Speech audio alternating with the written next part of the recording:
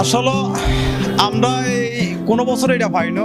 আল্লাহর রহমতে এই সরকার যেন এটা এইভাবে চলমান রাখে, অন্তত এই সাধারণ জেলে অন্তত এটা পাইয়া যে খুশি আছে, আনন্দিত আছে। পাইছি ময়দা, ডাউল, চাউল আছে মনে হয়, তেল, আলু এগুলো পাইছি।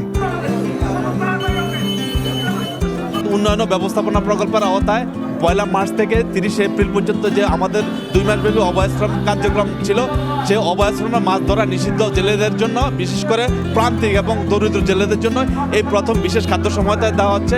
এখানে আমাদের থাকবে চিনি, তেল, আটা, ডাল, লবণ এরকম সামগ্রী থাকবে। এই মনপুরা উপজেলায় আমাদের 2000 জেলেকে দেওয়া হবে। যেহেতু অভিযোগ করেছেন একসময় যে তারা শুধু চাল পান, তারা আসলে এই সামগ্রীগুলো তাদের দরকার। এই উপকরণগুলো পেলে জেলেরা, দরিদ্র এবং প্রান্তিক জেলে যারা আছে তারা অনেক উপকৃত হবে।